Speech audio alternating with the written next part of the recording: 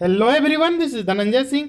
Welcome to Arts Study Made Easy. As you know that we have started history series of class 7th. This is the 7th and last lecture of chapter first, that is tracing changes through 1000 years. इससे पहले इस chapter में हम लोगों ने 6 lecture कर रखा है. अगर आपने पिछले 6 लेक्चर्स को नहीं देखा है तो डिस्क्रिप्शन में आपको प्लेलिस्ट का लिंक मिल जाएगा, वहाँ से आप पिछले 6 लेक्चर्स को एक्सेस कर सकते हैं. अगर आपको हमारे लेक्चर्स की पीडीएफ चाहिए तो डिस्क्रिप्शन में आपको टेलीग्राम चैनल का लिंक मिल जाएगा, वहाँ से आप पीडीएफ को डाउनलोड कर सकते हैं. तो पिछले लेक्चर में हम लोगों ने रिलीजन में क्या कौन से परिवर्तन हुए थे इन 1000 सालों में उसको डिस्कस करा था. आज का हमारा टॉपिक है thinking about time and historical periods, यानी कि टाइम को लेकर के क्या परसेप्शन है हिस्टोरियंस का. हिस्टोरियंस जो है टाइम को किस एंगल से देखते हैं, उनका क्या थॉट है, उसमें कौन से बदलाव हुए. ठीक है, हिस्टोरिकल पीरियड्स क्या होते हैं, इन सब से रिलेटेड जो भी बातें हैं उसको हम लोग आज के टॉपिक में कवर करेंगे. टाइम का मतलब क्या होता है, हम लोग जो जब कॉमन आदमी जो है वो जब टाइम के बारे में सोचता है तो उसको क्या टाइम से घंटा, दिन, समय मतलब साल, ठीक है, या क्लॉक, कैलेंडर, इन सब बातों का ध्यान आता है. लेकिन historians do not see time just as a passing of hours, days और ईयर्स, एज अ क्लॉक और ए कैलेंडर. तो एक क्लॉक में और कैलेंडर में जैसे कि दिन बीतता है, समय बीतता है, घंटे बीतते हैं, साल बीतते हैं, तो हिस्टोरियंस के लिए टाइम ये नहीं है. ठीक है, हिस्टोरियन सिर्फ टाइम को ऐसे नहीं देखते हैं कि हाँ 1 घंटा बीत गया तो इसको अब हम लोग इससे रिलेटेड कोई कंक्लूजन निकाल ले, ऐसा नहीं है. Time also reflects changes in social and economic organisation, in the persistence and transformation of ideas and beliefs. Time जो है वो एक तरह से पूरे समाज में, पूरे इकोनॉमिक ऑर्गेनाइजेशन में, यानी कि अर्थव्यवस्था में कौन कौन से बदलाव हुए उसको दर्शाता है. ठीक है, in the persistence and transformation of ideas and beliefs, लोगों के जो है आइडियाज़ में, बिलीव्स में, मतलब कौन से चीज़ों को वो लोग मान रहे हैं, कौन कौन से नए इनोवेशन हो रहे हैं, क्या सोच में, क्या बौद्धिकता में वृद्धि हुई है, इन सब को जो है समय एक तरह से दर्शाता है. इस सब पॉइंट्स को लेकर के समय को हिस्टोरियंस जो है एक तरह से स्टडी करते हैं. इनका एक तरह से जो पॉजिटिव जो व्यू है हिस्टोरियंस का वो टाइम को लेकर के ये है. The study of time is made somewhat easier by dividing the past into large segments periods that possess their characteristic. अब जो टाइम के जो स्टडी को आसान बनाने के लिए हिस्टोरियंस ने क्या करा है कि टाइम को कैटेगराइज कर दिया है, लार्ज सेगमेंट्स में उसको बांट दिया है, जिसको पीरियड्स बोलते हैं. इसमें जो है एक शेयर्ड कैरेक्टरिस्टिक आता है, यानी कि एक मिला जुला विचार उस काल में आता है और उसी को लेकर के उसको एक अलग काल बना दिया गया. ठीक है, फिर दूसरे काल में एक अलग मिला जुला विचार, मिला जुला गुण जो है उस पीरियड का दिख रहा है, उसको एक अलग काल में बांट दिया. ऐसा हिस्टोरियंस ने करा है. In the middle of the 19th century, British historians divided the history of India into 3 periods: Hindu, Muslim and British. तो 19th सेंचुरी के मिडिल में, यानी कि लगभग 1850 के आसपास के दशक में, ब्रिटिश हिस्टोरियन यानी कि ब्रिटिश जो इतिहासकार थे उन्होंने हिस्ट्री ऑफ इंडिया यानी कि भारत के इतिहास को 3 पीरियड्स में बांट दिया. यानी कि पीरियड्स अभी हम लोगों ने पढ़ा नहीं पीरियड्स क्या होता है, तो उसी तरह ब्रिटिश हिस्टोरियंस ने इंडियन हिस्ट्री को ही 3 पार्ट में बांट दिया गया. पहला हिंदू, दूसरा मुस्लिम और तीसरा ब्रिटिश. ऐसा उन्होंने क्यों किया? तो this division was based on the idea that the religion of ruler was the only important historical change and that there were no other significant developments in the economy, society और culture. उनका ये मानना है कि इन जो 3 period जो उन्होंने बांटा है, उनके हिसाब से इसमें बस रूलर जो राज करते थे, जो राजा होते थे, उनका रिलीजन चेंज हुआ है. ठीक है, इसके अलावा उनके हिसाब से समाज में जो है, इकोनॉमी में, संस्कृति में, इन सब चीज़ों में कोई परिवर्तन नहीं हुआ है. और इसीलिए अभी हम लोगों ने देखा ना कि पीरियड को शेयर्ड कैरेक्टरिस्टिक, एक खास गुण उसमें देखा गया, एक खास जो भी मत है उसको देख करके कैटेगराइज किया जाता है. तो उनका यही मत था कि इस पीरियड में जो है सिर्फ हिंदू रूलर रहे होंगे तो उसको हिंदू पीरियड बना दिया, उसके बाद मुस्लिम रूलर रहे होंगे तो मुस्लिम पीरियड बना दिया, ब्रिटिश आए तो ब्रिटिश पीरियड बन गया. तो उनके हिसाब से ये हुआ. Such a division also ignored the rich diversity of the subcontinent. ये जिस टाइप का जो पीरियड इन लोगों ने डिवाइड किया है, इस टाइप का डिवीजन जो है, इसमें रिच डाइवर्सिटी ऑफ द सब कॉन्टिनेंट को क्या किया गया? इग्नोर किया गया. हमारे जो सब कॉन्टिनेंट है, भारतीय उपमहाद्वीप में और भी बहुत सारे बदलाव आए, यहाँ पे इतने सारे डाइवर्सिटी है, सब चीज़ को इग्नोर करते हुए बस धर्म के नाम पे इन्होंने क्या किया? पीरियड को बांट दिया. Few historians follow this periodization today.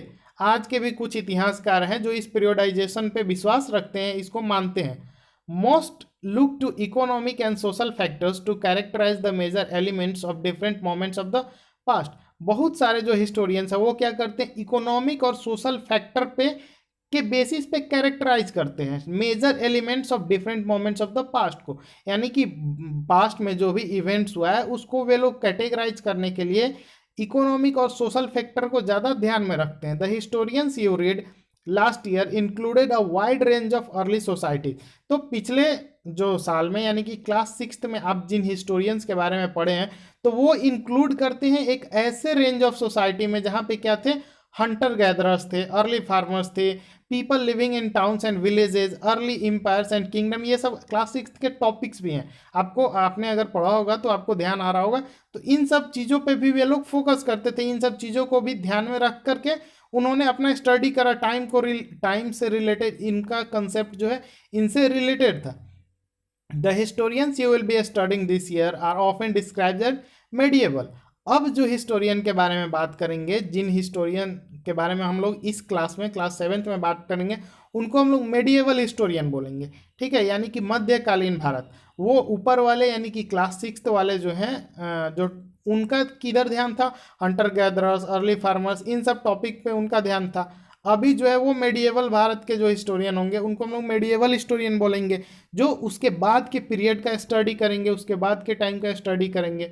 You will find out more about the spread of peasant societies, the rise of regional and imperial state formation, sometimes at the cost of pastoral and forest people, the development of Hinduism and Islam as major religion, and the arrival of European trading companies. तो अब हमको इसमें क्या क्या मिलेगा, यानी कि class 7th में स्प्रेड ऑफ पीजेंट सोसाइटी, यानी कि एक ऐसा सोसाइटी, एक ऐसे समाज के बारे में इस पीरियड में जानने को मिलेगा जहाँ पे किसान लोग ज़्यादा हैं। ठीक है, खेती वगैरह करने वाले लोग। The rise of regional and imperial state formation. अब जो है अलग अलग क्षेत्र में अलग अलग वहाँ पे क्या है, साम्राज्य विकसित होंगे।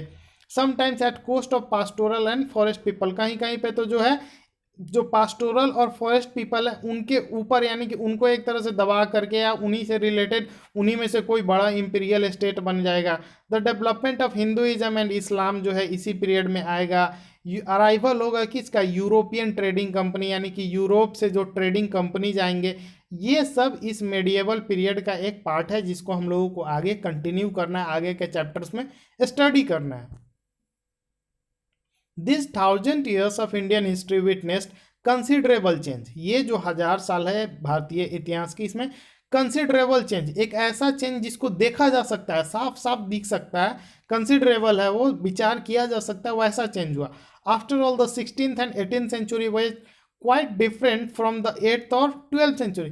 चेंज जो है वो काफ़ी कंसिडरेबल है, एक तरह से उसको कंसिडर किया जा सकता है। लेकिन आफ्टर ऑल हम लोग देखा जाए तो 16th and 18th सेंचुरी में जो बदलाव हुए वो क्वाइट डिफरेंट थे 8th और 11th सेंचुरी में।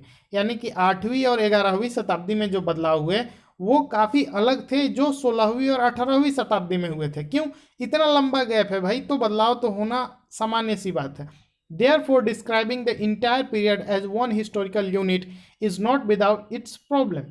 अब जो है इतने बड़े काल को, इतने बड़े समय पीरियड को सिर्फ एक पीरियड में मान लिया जाए, ये थोड़ी सी मूर्खता टाइप का होगी। इसमें काफ़ी सारे प्रॉब्लम्स होंगे उसको स्टडी करने के लिए। More over the medieval period is often contrasted with the modern period.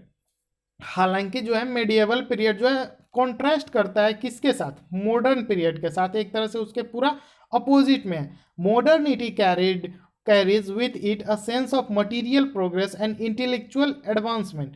Modernity जो है, मॉडर्निटी एक तरह से जो टर्म है, मॉडर्निटी का मतलब आप एक तरह से देखा जाए तो वो एक ऐसे पीरियड का बात होता है जिसमें मटेरियल प्रोग्रेस हो, यानी कि काफ़ी ज़्यादा प्रोग्रेस हो समाज में, इंटेलेक्चुअल एडवांसमेंट हो, लोगों का जो बौद्धिक क्षमता है, सोचने की शक्ति है, उसमें काफ़ी ज़्यादा बढ़ोतरी या एक तरह से डेवलपमेंट देखा जाए, उसको हम लोग मॉडर्न के कैटेगरी में डालते हैं। This seems to suggest that the medieval period was lacking in any change whatsoever। तो ये मॉडर्न वाले टर्म का डेफिनेशन देखने के बाद ऐसा हम लोगों को लगता है, ऐसा सजेस्ट होता है कि जो मध्यकालीन पीरियड था, मेडिएवल पीरियड था, उसमें इन सब चेंजों में काफ़ी ज़्यादा कमी थी।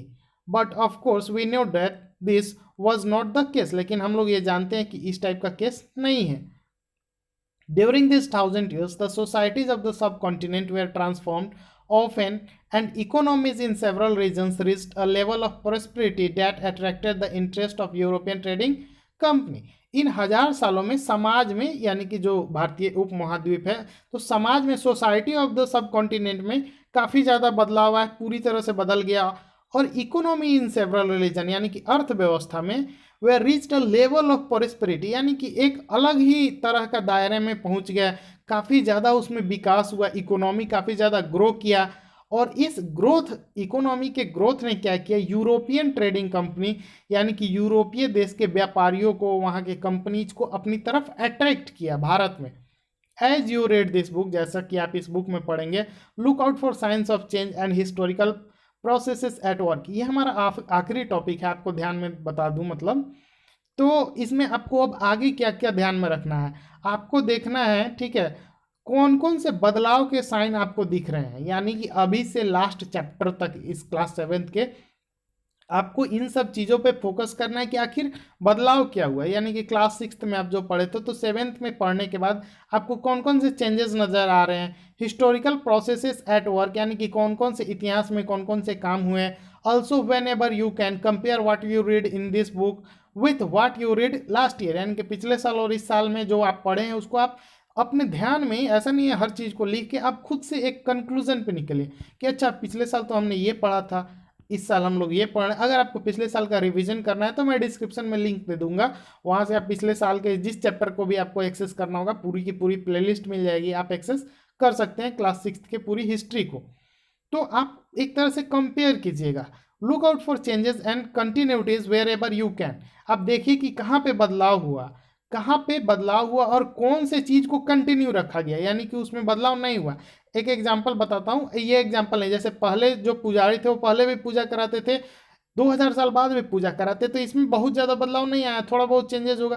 तो इस तरह से किस चीज़ों को कंटिन्यू रखा गया, किस चीज़ों को बदला गया, उन सबको ध्यान में रखना है आपको। And look at the world around you to see what else has changed और रिमेन द सेम।